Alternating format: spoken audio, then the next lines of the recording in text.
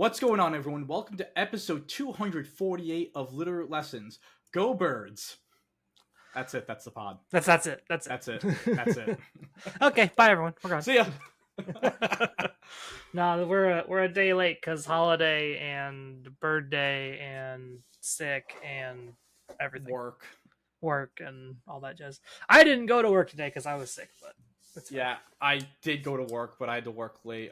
The guest bed at my parents' house, as most guest beds in parents' houses are, not great for my lower back, and so wasn't able to walk or sit or do anything really this weekend. I first thing in the morning after my wife left for work, I'm like, time to get to the chiropractor, and so yeah, I feel a lot better, and I'm excited to talk about this event. This is Europe's last Regulation H event. Yep. Of the year in Stuttgart, Germany. There we go. See, I'm not an ignorant American that much, mostly. But yeah, Stuttgart. I didn't get to really watch any of this because I was either working or traveling most of the days it was on. I was able to watch some. Was able to watch finals. I like a good bit of cut. And main thing with finals for me, and when we get to the team, like going over the teams, I'll dive a little into it. But finals, top 4, I believe top 8 as well. I had like good reason to watch all of those matches. One of the teams that did very, very well is a team that I'm fond of and will probably be bringing out again for the cup I have on Saturday. But before we get into the teams, let's get into some fun usage stats. Yeah. So overall, let me get the screen share up here so we can actually see it. To the surprise of no one, Sneasler is still very, very, very good. Still top of the chart. This top 12 shouldn't surprise anybody, really. So it's top of the chart, but with that being said, Incineroar definitely is inching closer. Sacramento was very similar numbers. Yeah, they were almost. These are almost exactly the same as Sacramento, other than like Electabuzz, I think. Yeah, well, it's Electabuzz is a big favorite in the European region. In general, when you see a lot of these pieces, like the meta finally has stabilized to an extent. I think the meta right now is probably similar to where like month 2 of Regulation F was, in terms of the number of teams and just the mons. A lot of these Pokemon you're really mixing and matching in multiple places. They can be used on multiple teams together. One of the cool things that I really do like, though, is the love that the bears are getting in this the Ursaluna Bloodmoon and Ursaluna just in general. Yeah. If you do combine the usage of the two bears, like just go by Pokedex number, the Ursalunas would tie Sneasler for the number 1 used mon. So odds are when you're going into it, your team, like 40% chance you're going to be going up against an Incineroar, a bear, or a Sneasler, or honestly all 3, because all 3 of these Pokemon work very well together, along with the other, again, mix and match staples. We have our weather mode still with the Pelipper and the Arch, but Arch is still seeing that usage without the Pelipper. Yeah, there's more innovations with Archaludon not being attached to weather teams and just abusing the fact that rain itself is so popular. Yeah. So you don't have to bring your own rain all the time. And again, like Power Herb is just a crazy item. So in the rain, if you're going up against rain, when you're out of the rain, you can get that extra electro shot off that your opponent isn't able to do. A Pokemon that's just really changed skin overall, compared to what we've seen it in Generation 9, is Dragonite. And again, it's top 6 in usage. And this Pokemon, it's not doing the Terra Normal Banded E-Speed. Yeah, it's completely shifted. It's back. It's to this more kind of supporty scale shot set with like potential for haze or tailwind and other things like that. It's very interesting seeing it jump to that. I'm not a fan of those sets. I love it because I don't like playing scale shot. Mama didn't raise no bitch. No, I am clicking that button. In the doubleheader I went to with Jay, in the cup portion, I hit every single scale shot, and then bubbled like I think it was like 9th or 10th.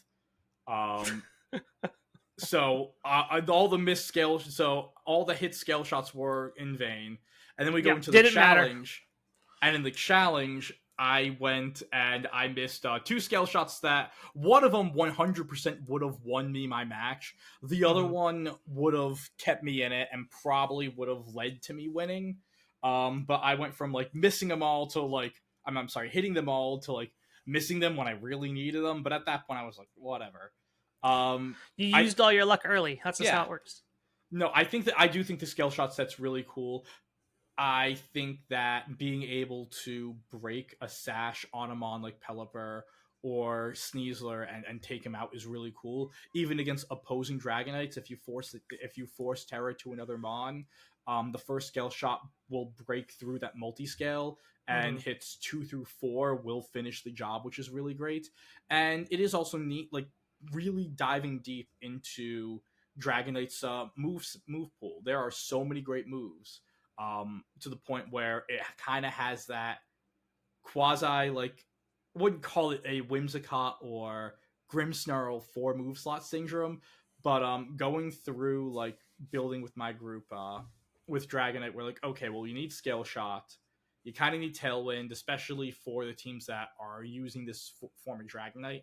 A lot of times they don't have other forms of speed control, so the Tailwind definitely helps.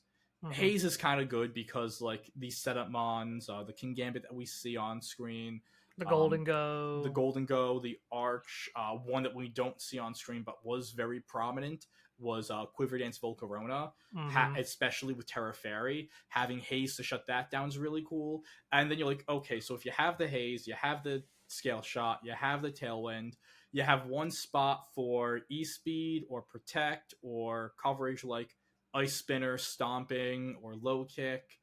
And it's like, I much what prefer do? Ice Spinner, I think, in my last coverage slot if I'm playing the scale shot version. When Just I played like a Protect 3 attack version in the past with low kick and e-speed, and now I've been like working a little more on the supporty version, and I know it's like a weird thing where I hate the idea that this does give me like an auto loss, so to speak, with only running Scale Shot, but giving it Protect and just running 2 supports with Scale Shot, it like the Protect at least gives you the ability to really lead with the Dragonite. Where if you're mhm. running no, like you can run it no Protect, but it's really difficult to lead with it. You have to bring it in the back, bring it in safely, because without that Protect, a fake out from any of like 3 of the top 4 mons that we see on this page can really just mess with the Dragonite, and Yeah. you don't want to lose that multi scale. Like a lot of the Dragonites, they are going to be 252, 252, or relatively similar spreads. And so, like, just from my conjecture, my Dragonite was Terra Fairy, and I took a hit from a fake out, and I was like, "Oh, this chip's not that bad." And my opponent had like I think it was like a +2, +3 King Gambit, and I'm like, "Okay, I could take a Kowtow. I know I'm like it's boosted up, but I resist it." Oh boy, I know that one. That yeah, one you do not live that one. that health bar dropped so quickly. Yeah, you I don't. did not That's a know lot of that one. damage. That Yeah. was like how I learned Trial by Fire. But yeah, like with the multi scale, you are insanely bulky. Without the multi scale, you are Paper. so Literally paper. yeah, you are rice paper. You dissolve in Um rain. Not really. You actually are pretty good to bring in rain. But yeah, it's it's like a really really fun and interesting mon, and a super different way that like again like just when you look at the available Pokemon in a metagame, you can see how what was a very set this is what we do with this Pokemon mon and Dragonite, how it just changes. yeah. uh, I will say before we move to day 2. Not shown on this list is Garchomp. Garchomp was one of my favorite ones where it's the scale shot user. Being able to get that +1 speed boost on an already fast mon is really, really good. And that's something that's also started to tick up in usage. Yeah. Playing that usually over Dragon Claw. Unfortunately, I don't get to see Garchomp. Europe's not as big a fan of Garchomp, I think, as Americans are. They were earlier in the format, but they've in general, yeah, they've dropped Garchomp mostly. Which is why you see so many bears. Yep. It's like it's Provincetown in the summer. Which it carries over going into day 2 here. All the bears are still here. Yeah, and if you combine the bears, bear would be the number 1 Pokemon. Like about 50%, about half of the players. 49% bear. Yeah, 49% bear. The new additions to this chart are the Basculegion and the Sinistra, dropping off the Electabuzz and the Kingambit. Sneasler kind of fell going into day 2, which that's not surprising for a Pokemon that's super duper popular. It didn't fall hard like some popular Pokemon do, but it fell off a little bit. Yeah, I think the big thing is you're seeing Rain overall Rain has been doing better. The reason why we're seeing Sinistra here is because there's this Rain team going around. I believe it's Peli, Arch, Basque, D-Knight, Sinistra, and Goldango, I believe. It's literally like Goldango, D-Knight, Pelipper, Sinistra, and then Basque, Arch. Here. This 4 block, and then these 2. Yeah, that is a very, very, very powerful Rain team that you definitely need to be prepped for. If you're going to, I think the only other tournament we have is Toronto. I think so, or your own locals or whatever. Yep. But yeah, Toronto is our last Reg H event in the North America area. Amoonguss also increased from 16% usage. It was about 16% to 27%. While Rillaboom fell again. They really love balance mons in Europe. Amoonguss being one of them. And when looking at even some of the top teams, when we get there, of course, like the finals was an Amoonguss mirror, and just doing a quick glance, it looks like 6 of the 8 top 8 teams had an Amoonguss. So yeah, I was gonna say it's just like last week, Rillaboom is not great. it definitely falls off in for day 2. You really, it's Rilla is, especially if you aren't running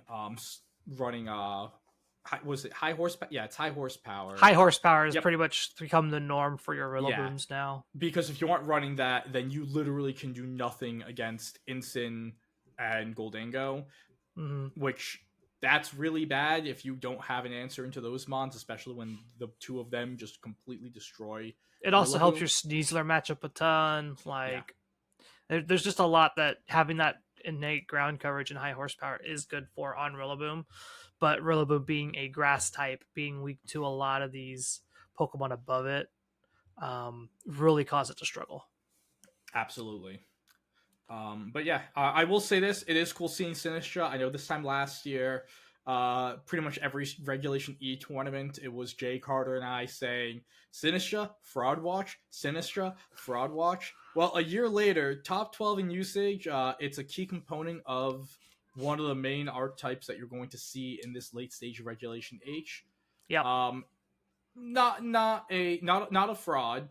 It definitely isn't the Pokemon that people thought it could have been. When you look at its ability, its toolkit, its moves, its typing, it should be a better Pokemon than it is. I think part of the problem for Sinistra was all the formats before it, like Flutterbeam was super popular, meaning that you had to kind of spec your Sinistras to try and live hits from that, because otherwise you just get eaten alive by Fluttermane. Random dark types cause problems for you. Incineroar can be a problem for you just in general. And when Incin is popular, this Pokemon falls off a little bit. The Rain teams being popular helps Sinistra a ton into the Incineroar matchup. But this is kind of its first actual format where it actually gets to do stuff. Yeah, Absolutely, and it is really cool to see this Pokemon. And that is like one of the things where we see a lot of really new Pokemon, like Pokemon from Hisui. DLC is like we have 3 different DLC mons in this top 12. So like the Pokemon that they introduced recently are the ones that are truly warping the metagame. Yeah, And do you want me to? I can take over from here. I can do it from here. Okay. I'm just getting tabs open. Makes me a job easier. Yeah. So, do you want to just jump into Lab Mouse directly? Yeah. Let's just jump right into Lab Mouth. Let's do some looking here. Um, let's start. I want to start with Eden's team, our newest champion. And for I'll pull it for you to pull up. For those of you who have watched Littleroot Lessons, and especially our recent episodes, are going to say, huh, that 6 looks familiar. It does, because that is the exact 6 I brought to the doubleheader I went to with Jay a month ago. It's not the same. So the only differences would be a few Terra types and some move sets, and of course the EV spreads as well. But all of the items all the items and the 6 mons are all the same. One of the things I brought up when talking about like my play with this team, so I had to protect 3 attack Dragonite instead of this more support set, and the main thing I felt with this 6 is there isn't much interactivity in terms of no speed, weather, or terrain control. If my opponent got any of those things up, it was theirs, and so they would dictate that mode of battle, and I would just have to go with it. Putting Tailwind on Dragonite does change so many aspects of this team because it gives you a real Tailwind mode with the Ursaluna and Bloodmoon and the Sneasler. To either match opposing Tailwinds or to even just outpace slightly faster balanced teams that don't have their own form of speed control, or their speed control like we saw in the top 4 match against Fabian, where Fabian really didn't have. Let me see. Like he just had the E-Speed Haze on D-Knight, so his only speed control really was the Quiver Dance on Volcarona, and being able to just say, okay, I'm going to press Tailwind, I'm going to outspeed everything but that Volk, and to handle that Volk, I also have Haze. So every time you try to get faster, I'm saying no. Yeah. Everything else with the team, so offensively, the Doug trio of Bloodmoon Ursaluna, Goldengo, and Dragonite, it is a staple of this format at this point. Yet again, the Japanese have like solved it months before the rest of the world does. Yeah, And it's because they have infinite time to do that stuff. and they're just better at this game. What's really nice and different from a lot, especially the Blood Moon Ursaluna Dragonite teams, or just the Blood Moon teams that we saw do well in stateside in Sacramento, that were very much like Indeedee male, more hyper offense. This does have a balance mode. You don't have to bring, like, you can set your pace of play with an Incineroar lead. One of my favorite things to do with this team, especially against other balanced teams, is running a faster Goldengo and going with a Amoonguss Goldengo lead and just really putting the pressure on that way with your big hitters such as Ursaluna, Sneasler, or Dragonite in the back. I'd say if you are going to run this team, this is probably a 6 or at least this 6. There are different changes you can make depending on your play style. Stateside, we've seen, I believe it was Brady Smith. I believe it was a top 16 finish with this 6. He ran a no protect E-Speed Dragonite and Sludge Bomb on the Amoonguss. But I'd say, like, in general, if you're looking for a team that can play balance, that can have this secondary, like, tailwind mode, not like a hard tailwind, but tailwind mode, so to speak, this is definitely a team to pick up, and this is probably what I'm going to be bringing to my next local. because it's just, again, it's Pokemon. They're Pokemon I really like. These are like, this sort of team is like the way I want to press my buttons. Yeah. Um, which is really, and it's like really great to see it do very well. So yeah, you covered pretty much everything for that one. Yeah, I played it before, so I like that. That was like a little. It does. It is like an issue of mine play wise, where I'm like, okay, I played this, I didn't think it was like as good, and instead of like trying to innovate on it more, I just jumped to the next thing. So it makes me feel like a little like foolish that I had the makings of a regional winning team, not like I was a regional winning player, but like I could have been there. And this seeing this team do well and watching Eden play all of their matches super well was very much a like that was lit a fire for me. So Eden, thank you. Next up is the second place team. This is pretty standard rain at this point. Yeah, this is the rain team. This is like the Incinemungus version of your rain. The Terra Ground is something that we're seeing on the Pelipper, which is pretty neat to make sure that you aren't getting sniped down by opposing electro shots, or specifically, again, in Europe, we're seeing a lot of Electabuzz. Yeah, those Electabuzz T-Bolts, not great, not bird friendly. Very not friendly. So being able to Terra out of that 4 times weakness and turn it into an immunity in matchups, or especially where you feel like safe with it, pretty solid. Rocky Helmet Ensign's kind of cool. That's not something you see every day on Incineroar. I think we're starting to see it more. If I had to go look at the data, it looks like oh no, that's I thought it was more than anything. So yeah, Rock apparently that was only one of 2 Rocky Helmet Incineroars in the entire, which is I thought it was up to like 4th. We had more Mirror Herb and Ability Shield Incineroars than we did see Rocky Helmet Incin. And then apparently there was one guy who brought lefties on his Incin. Good on you. Good for you. The Mirror Orb, I love the Mirror Orb ones because it's always, I got to explain the whole mechanics to Carter last week on Mirror Orb and why it's so cool. But it's just, it's feast or famine. There's ways you can get around it, and you can just like really ruin somebody's day. So it's not the greatest item unless you're really good at predicting leads. But the Rocky Helmet is just kind of cool because it's just like you want to be pivoting in and out. You want to be using your Intimidate and your Parting Shot going back and forth. This one's dropped the fire coverage for Taunt. So this is pretty much just a dark type Pokemon. Like it's a very Reg G coded Incineroar with the Taunt, with the knockoff, with the weird item that isn't like what you would use. That isn't goggles or that's not goggles or anything. This is a very like Reg G coded Incin, and I kind of miss the Reg G Incins. I thought those were very fun. You ain't gotta wait long. We'll be back to that soon. In a month. We're seeing a lot of the Life Orb on Goldango. This is our second Life Orb Goldango that we've seen. It's you're either Life Orb or choice item at this point. There's no real in between. At this point, so Life Orb, 47% of the Goldangos were Life Orb.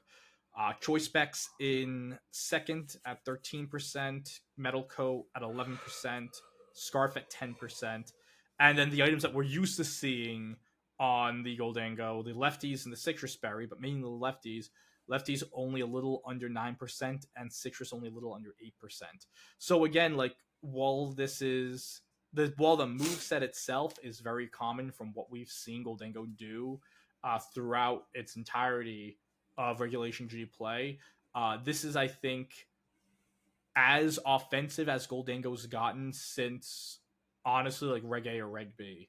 And part of it's just because there's no flutter. You need the damage. You just want the damage at this point. You don't need the extra recovery anymore. You just want to be able to hit as hard as possible, as fast as possible. Yeah, and you do still, like, you can add the same with Eden's team.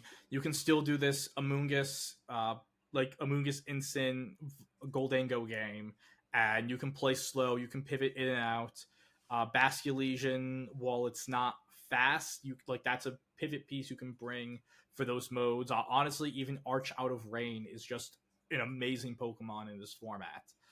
Yeah. The Terra Bug is something that we saw, I believe, first at LAIC, and we're continuing to see its growth. It was the second most common Terra type on Archaludon for this event, with 47 people, or 28.83% using that Terra Bug. I've been pushing Terra Bug for a very long time. It's very good for Archaludon. That's about all you need, because now you resist the close combats and you don't have to worry about any of the other random attacks, the ground type attacks that would come into you. Like, you ain't gotta worry about that.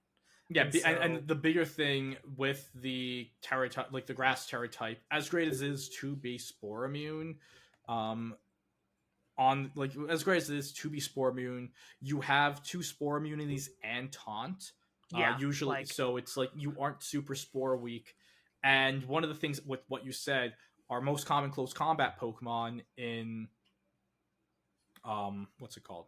In Sneasler, it does bug resist poison, right? Or is it the other way around? I think it's the other way around.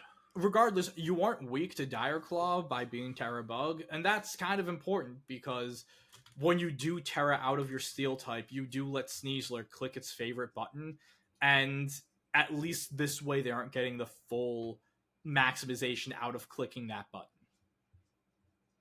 Yeah, Bug is not very effective into poison. It's the other way around. So okay. You're neutral, but you're not weak to it. I think wasn't it in Gen 1 where Bug and Poison, it was coded wrong, yes. Yeah, they were super effective into each other or something. Bug moves were super effective into poison, and poison was super effective into Bug, but they didn't resist each other like they were supposed to. There was no resistances there. Never changed Nintendo. Because it was coded wrong. Never freaking change. You want to go into Theo Time's team? Yes. This one was something I was excited to talk about because hydreigon made an appearance on this one. The other 5 Pokemon... The other 5 are like the super standard Trick Room, Ursaluna, Golden Go stuff. Yeah, I'm very used to these 5 because I play Pokemon with June Littner and Tony T, and the T stands for Top Cuts. So these 5 are like out of the more active players in my building group. The 5 Mons of Amoonguss, Ursaluna, Incin, Goldengo, P2. We've talked about them a lot on the pod for, at this point, multiple regulations. It's like no one knows what to play for an event. Let's just bring out Old Reliable. Let's bring out these 5 and then just slap somebody's Techmon on it. It's the 6th slot that's always changing. Recently, the group, again, June Littner, day 2ing LAIC with Mienshao as the 6th, and then Tony taking that exact 6 and going and making day 2, I think finishing 8-3 again at Sacramento, with, again, the Mienshao version. Hydreigon, again, one of the cool things with this is it gives you these multiple forms of speed control where you can lean on to this super, like, Trick Room, bring the Ursaluna, the Incin, the P2, the Amoonguss, like, really lean on to playing this game super slow and then getting into Trick Room and punishing your opponent with your bear. And if they sell too hard into the Trick Room mode, you just get to outspeed them the other way. Yeah. The Tailwind lets Goldengo really, really wreak havoc. Getting a mid-game Tailwind off with your Hydreigon, to allow, like, after like your Goldengo's gotten like a nasty plot or 2 off, you could use like the Incin and the Amoonguss as pieces to protect that. Then letting Hydreigon get that Tailwind up, and starting to shoot out like +2, +4 make it rains. Mm-hmm. It's super, super, super oppressive, and if you don't have those steel resists, and to be quite honest, if it's boosted high enough, even if you do have the steel resists, even if you have the resist, it won't matter. Yeah. Multipliers are important, folks, especially with the metal coat further amplifying the make it rain power. Yep. But yeah, The hydreigon is super duper neat in this 6 just because it enables this to be essentially a dual mode team instead of just a hard trick room team. Yeah, Snarl's or really good and do a lot of the special attackers in the format. Draco Meteor is just big damage. Like you check a lot of buttons with just playing Hydreigon as a Pokemon. yeah, and especially like the hydreigon itself, you're naturally faster than the opposing Dragonites, especially like before they get that scale shot off. So you can either match Tailwinds if they go there, and the Draco Meteor, once you do get some chip and break that multi-scale, it forces the Terra. Yeah. And if you're forcing that Terra fairy onto the Dragonite, well, then the Golden goes around to punish that. Yeah. So exactly. you're able to make some really, really cool pins. But yeah, in general, like this is just a very, very, very good 6, or at least a good 5 with a filler spot to mix and Kinda match just- depending on your what you just think the kinda- meta is. What you think the meta is, what your play style is like. It lets you kind of be expressive while still having a very strong core of a team. Yeah. And yeah, honestly, like yeah, this is a very legitimate team, and this is something that if you definitely need reps in going reps against going into Toronto. Yeah. Next up, Fabian Braun's team. Fabian's team is very Europe coded. Like this Yeah. is just like Europe setup balance. It's like, here's my Volcarona King Gambit balance team that I started the format with, and I've just changed sets as we go. Yeah, one of the neat things is like you are getting so like again some of the balancing things. You're getting the terrain support with Rillaboom, who also is your fake out mon, and you're using Electabuzz as your redirection mon, and both of these mons, Electabuzz and Rillaboom, are your spore immunities, while Volcarona is your spore deleter. Yep. It deletes it very well. Yes. In general, like again, a lot of these mons, they play their parts. A taunt Electabuzz is really great into both opposing Electabuzz to stop them from follow me spam, into opposing setup teams. Honestly, it's a great move into a lot of the Dragonites, forcing them not to be able to click Haze to get rid of your Volks boosts, or they can't click Tailwind to try to outspeed that mon. Yep. One of the really cool things, so the top 4 match Fabian played against Eden, the big piece of it was the difference of these Dragonites. Eden's Dragonite having Haze and Tailwind let them take Match over, this Volcarona. match the Volcarona, and then be able to get Haze away its boosts. Because on the other side, this Volcarona can absolutely run through Eden's team when set up properly. Mm-hmm. And so, and even like with a few of these other Ursaluna Bloodmoon teams, and even some of the non-Blood Moon, or like the Hisuian Ursaluna teams, after like you get, especially like after like 2 Quiver Dances, the Heat Waves are going to hit hard. The Terra Fairy, Terra Blast is unbelievable in this format because of the dragons that we have. Yeah. And you're able to cover the steel types that could resist it. No one wants to switch into a +2 Heat Wave, and with the Quiver Dance, you're always staying ahead of the speed game. Like there aren't any prankster Tailwind support mons that are doing well, or teams that are really using Whimsicott or Murkrow. Or I'm about to say the closest you're going to get is Talonflame, and Talonflame's few and far between. Yeah, and so like it won stateside at Sacramento, but wasn't a call for this event. So we'll talk about Talonflame in a minute. Yeah, so this team definitely does do a lot of really great things. The main mode is getting this Volcarona set up, and that is like your protect the king sort of gameplay. Mm-hmm. And if it's not there, you're really going and getting the King Gambit going. With coaching boosts, you can get a coaching and a sword stance, be +3/+1, be like really, really bulky, while also having a ton of damage output. Again, if you hit the Terra Fairy on the even the Terra Fairy Dragonites, get the teeny bit of chip, at +2 or so, that Kowtow taking it right out. Yep, it just melts it down real fast. One of the other things, like with the Dragonite, before we move on, is that Fabian chose to play Terra Steel on the Dragonite. By going with Terra Steel, it makes the mirror match between Dragonites a lot easier. Because if you're playing against the Dragonites that maybe have extreme speed, you and essentially Scale resist Shot. both hits. Yep. So, and that can be pretty impactful. Which is, again, just something that you like, just another like little twist to like add a bit of an advantage for certain matchups. Yeah. You're right, this is the Talonflame team that is next. Yeah. But Talonflame's not the most interesting mon on it. Compared to Milotic, it's probably more interesting. I think it's more so interesting to see Milotic here. It's not a Pokemon we see a lot of. There's a reason for that. There is, and that's why I'm like, it is nice to see it. It's another Hazemon. It's a Hazemon. This team, especially the T-Tar and the Garchomp, are not going to want to take an Intimidate. Mm-hmm. So having a competitive Mon with Scald is really, really useful.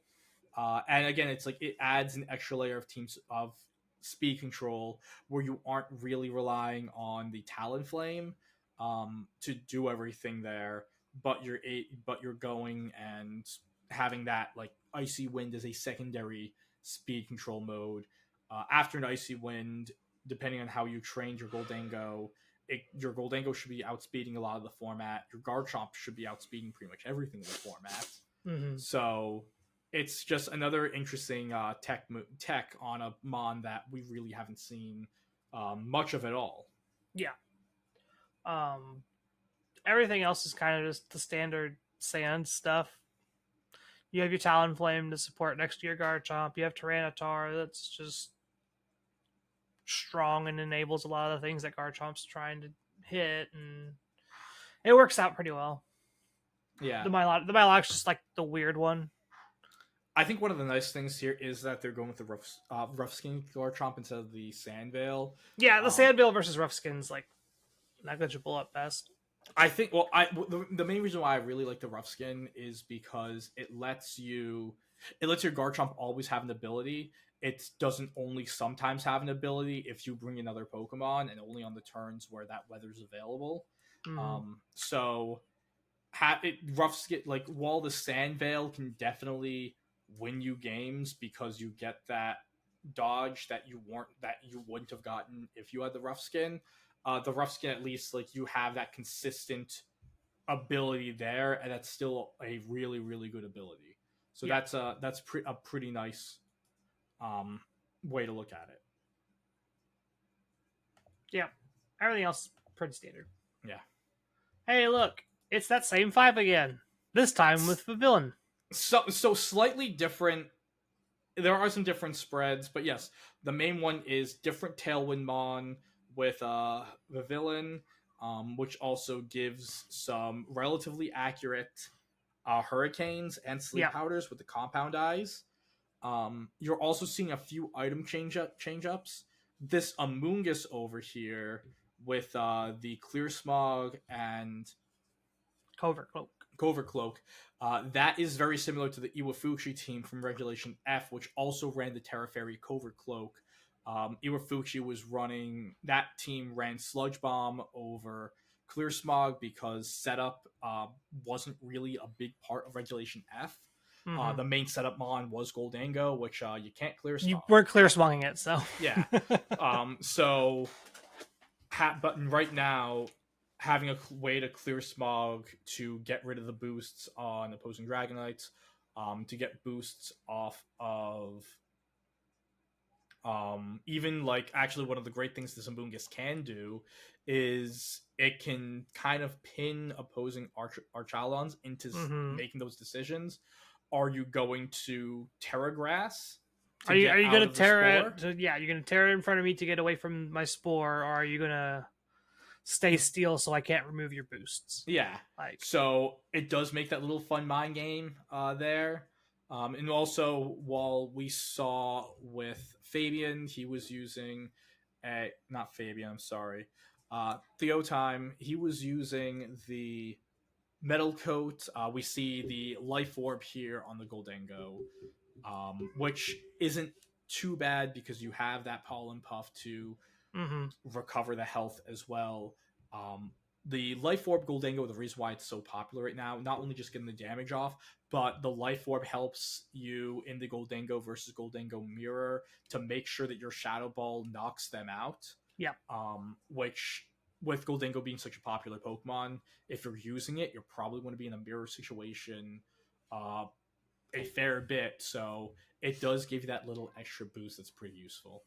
But yeah, everything else is pretty much the same, down to the Terra type on the Porygon 2, both going with the Terra fighting.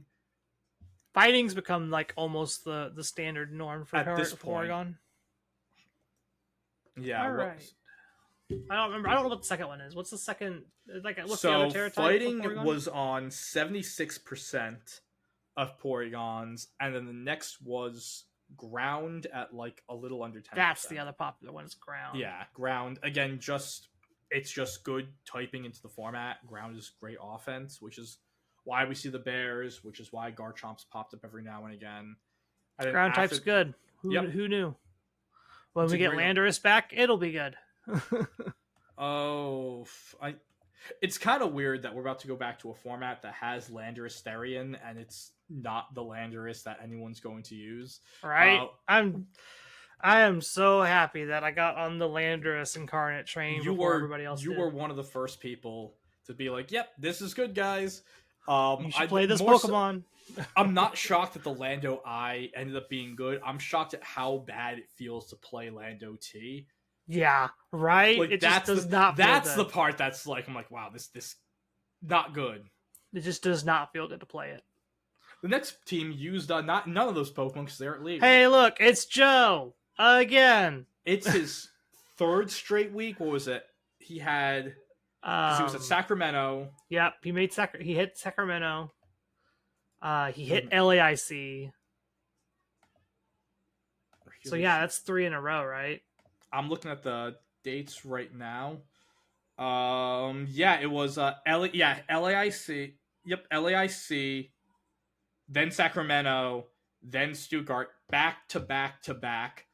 And with that, he has at what was it? He day 2'd LAIC. Yep. Second place in Sacramento. Yep. And then top 8 here. In the grand scheme of things, with these, it's weird because like you're looking at the number of players, and out of the 3 events he's played in, the IC is the one that has the least number of players. Yeah, but that's because of location more than anything else. Yeah.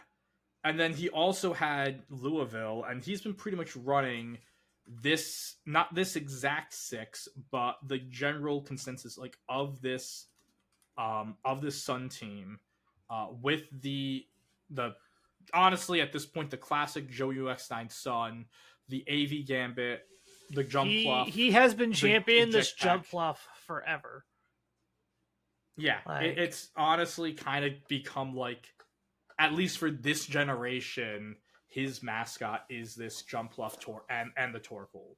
Yeah, and granted, like he's a very prominent Sun player. He loves playing Sun teams, and so it doesn't surprise me that he's picked up like Torkoal, Jump Pluff, Typhlosion, Hisui stuff just to be like, I'm good with this team. I'm just gonna player diff you. Yeah, and it is in a good place in the meta because like it does give you have this Tailwind mode.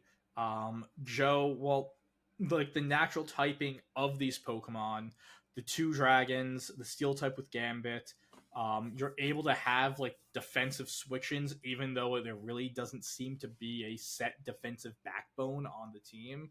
Yeah, and there is just so much offense that you can put out with the Sun boosted eruptions, with Specs Terrifier on the Typhlosion, Garchomp and D-Knight. They have such naturally high attack stats that they don't really even need boosts to get the damage off. Mm-hmm. And again, like Joe running the 3-attack Protect Dragonite, because he has the extra support from the Jump Bluff, not only for the speed control with Tailwind, but against setup teams, he's able to get rid of setup or punish it with both Encore on the Jump Bluff, locking his opponents into their nasty plots, their quiver dances, or the Burning Jealousy on Torkoal, Mm-hmm. which is a move introduced in the Isle of Armor that allows it's a spread fire type move where if the Pokemon had a stat increase that turn, it will burn them.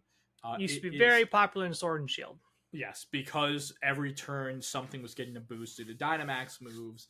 It's fallen off, but not only is it a way for Joe to use it on his team to punish, to punish setup.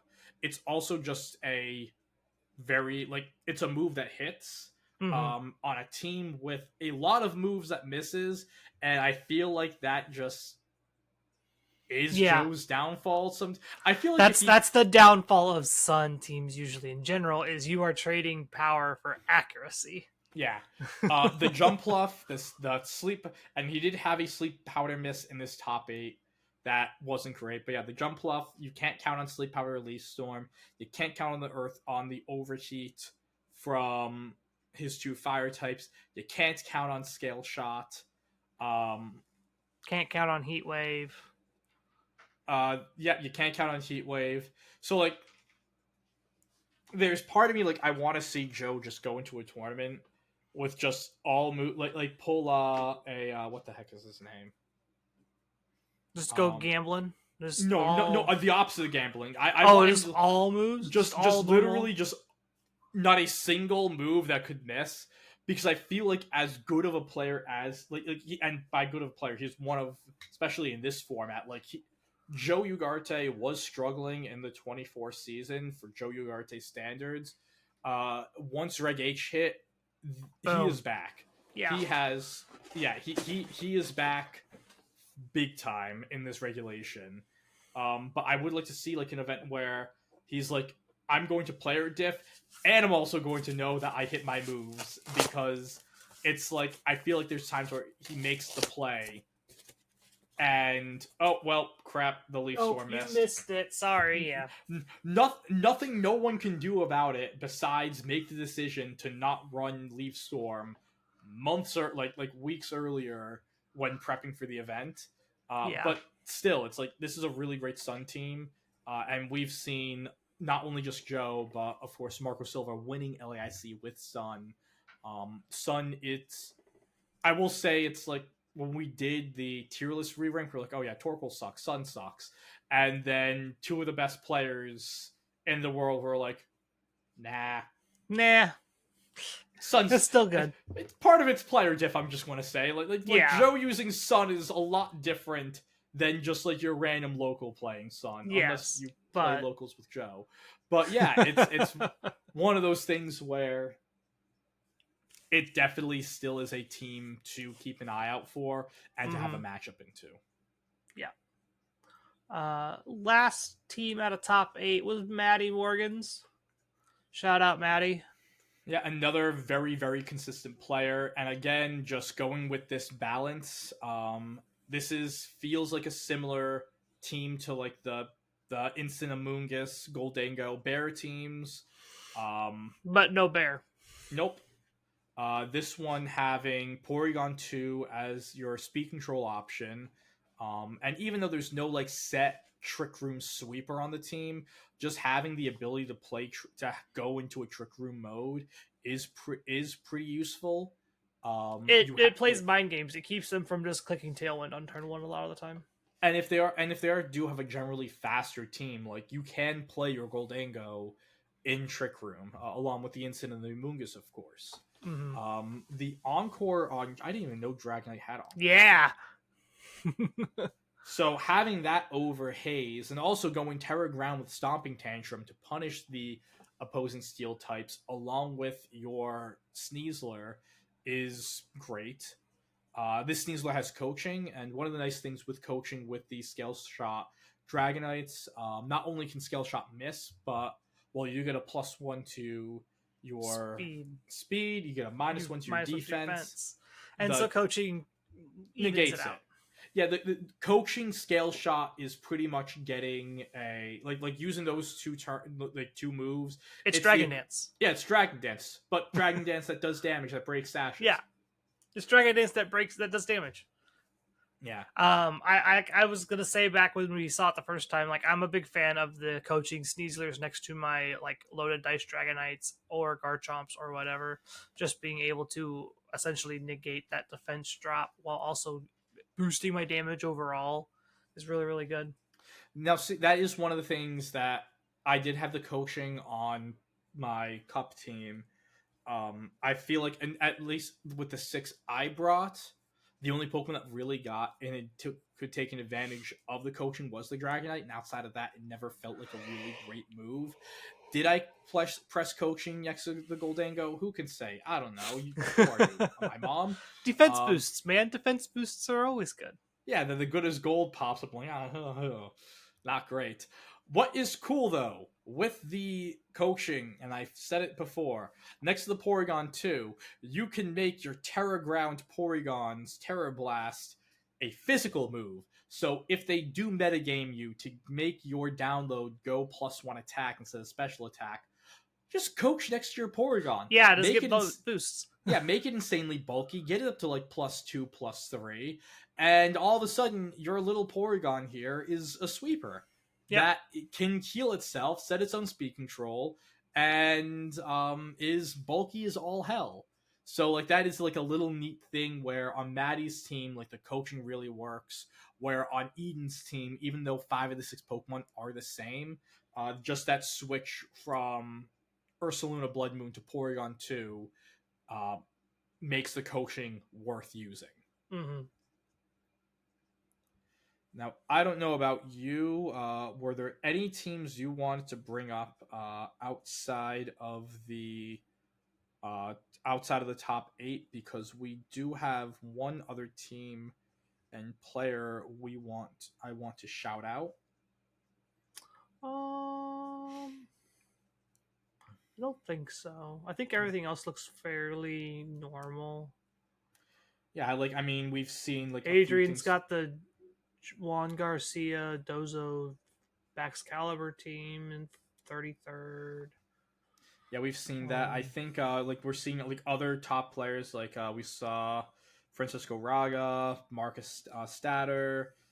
They used their stuff. Jamie Boy went and played Dozo, and this is probably the most normal team he's played in a while. Right? It's weird. The crazy meta where everyone's just going buck wild. He's like, I'll just play the normal team. And it's normal for Jamie Boyd standards. Let's be clear here. Yeah. But yeah, I'd say the one team, if you want to bring it up, Dan Hughes in 55th place. 55th.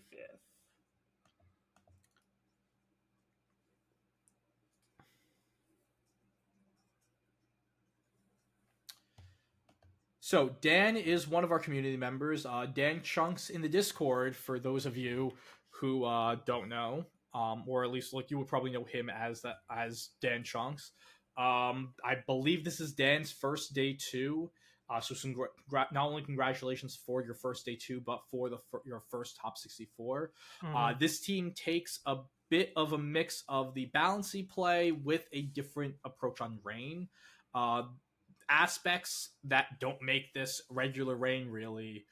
You have the Choice Scarf Pelipper with Icy Wind and Tailwind, and then Muddy Water over the Weather Ball. You want to be Muddy Water because if you lock into that water type attack, you don't want to be locked in and then the rain goes out. Like when your rain goes out, you're stuck with a base 40 move or whatever Weather Ball is outside of weather. And then another piece that I really, really like is the Loaded Dice Rillaboom. My dear friend Chase Mateo has been doing this exact thing, whether it's with the Rillaboom or the Greninja on Rain next to Archaludon, as a way to really lean into your Arch, whether you're inside or outside of Rain, as like making it that win condition, getting to plus getting 4 bullet plus seeds 5. or 5 bullet seeds off is really, really good. Other mons like we all know like the Bloodmoon Ursaluna is absolutely unbelievable with the tailwind support that the Scarf Pelipper gives it to really just completely blow teams up. And then the Electabuzz is a great piece here. Outside of the Rillaboom, he doesn't have any Amoonguss answers, it's in terms of switch-ins. So giving yourself a second. Oh, he's got the Electabuzz. Oh yeah, I'm saying the Electabuzz giving him a second Spore switch-in is really nice. That can also taunt. Electro Web acts as further speed control. So you have the Pelipper with 2 forms and the Electabuzz with a form of speed control, which is really, really great. And yeah, just shot like this was a really, really cool team.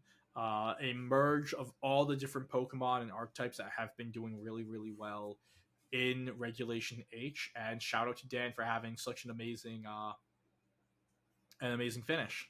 They asked me literally like 2 days, I think, before on Discord. It's like, I got these 3 teams. Which one should I bring? And I was like, whichever one you're the most comfortable with. Yeah. Yeah. Which they said this one was the one they were most comfortable with. I was like, do this one. Yeah, this is definitely like a comfort format in general because while I feel like a lot of the teams or like the archetypes have been consolidating, like you still will see some really wacky stuff, and it feels like the meta, or at least whatever the top sort of team is changing. You just take, and I know that the American and European metas are very different, but the team that won Sacramento, I'm going to just pull that up again. Team that won Sacramento? Yeah, the team that won Sacramento, which was where are you? Give it a minute. Yeah, so Carson Confer's team that won Sacramento, along with Marcus Dion, who came in third. So the Hyper Offense, Bloodmoon Ursaluna, Male Indeedee Male, Sneasler, Talonflame stuff. We don't see that at all in Stuttgart. So yeah, they are very much on a slower, grindier game plan than we are most of the time. Yeah, and so it's like, but like that's the thing. It's like what we're seeing here might not be the play or what people are going for when we get to Toronto because of how different the metas can be. And with that all being said, if you stick with Comfort's going to be your king for this meta. So I found Carter's team that he wanted to play. That he played back in Louisville. Oh, there we go. Literally found it. That's the 6. That was literally the 6. I found it. It was 34th in the hands of Tarek Gaffner. Congratulations, Tarek. That was really cool. I was just scrolling through and I saw that. I was like, "Hey, I know that 6." Yeah, again, it's a very good 6. That and a little different. Tarek has the assault vest. Yeah, instead he's got the assault of vest. The goggles, and he has like the final gambit and close combat, which is really great. But yeah, in general, good team comp. But like this is another example of this team was bubbling up and then it just disappears, and then it appears all of a sudden, a few weeks later. Found Slaking in 43rd. Slaking 43rd. Oh. So this is just the Wolf team, but yeah, like, they leaned more slacking. They leaned harder into I'm going to use my neutralizing gas. Yeah, which is fine. Like it's I want my Regigigas back because it was actually okay with Regigigas, but slacking it just feels like you don't do enough damage. I know Weezing's a big thing. When we go back to Regulation G, you had Justin Knox use the Galarian Weezing with Dondozo, Tatsu, and Calyrex Shadow to finish as the top American at Worlds, and with the Regulation G ladder back up, he said in his server he's been getting all these messages of people saying like, "Hey, I use your team. Hey, I use your team." So get used to seeing even more Galarian Weezing when the calendar turns. Yeah, that'll probably be a big expectation is just more Galarian Weezing. Turning off abilities is going to be very, very important. Absolutely. All right. I think that's everything. Yeah, yeah, good pod. Good pod.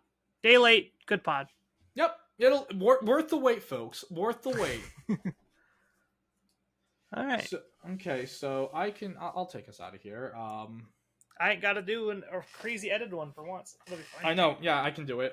Because the main thing is, we have changed where we are going and posting all of our videos in our socials.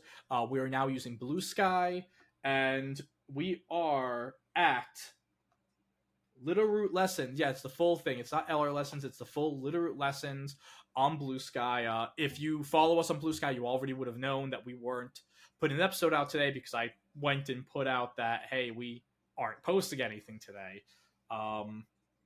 Yeah, we just, with the mass exodus from Twitter and things happened. And in general, it's just I feel like it's going to be a situation where the community really does start moving over more and more. So we just want to get that head start. So you can find all of our updates for our videos, the links to our YouTube, so on and so forth, on Blue Sky, along with 3 of the 4 members of our brain trust. I believe Jay is the only one who doesn't have an account. To my knowledge, Carter and Carl have the same exact username. Yep. And I am at Rose Tinted Cheeks. It's ROH. Gotta be different. Gotta be difficult. Yeah, outside of the social media, you can also find us on all podcatchers, Spotify, Apple Pods, any of the other podcasts. I think Google Pods still might be a thing. You can find all of our videos on YouTube as well. If you'd like to support us, if you like what we do, you can be our patron support, one of our patrons and a Patreon supporter. The link is probably in the description. It's in the description, right, Carl? Yes. Perfect. See? A+. And with that, we will see you in 6 days instead of 7. Yep. Bye.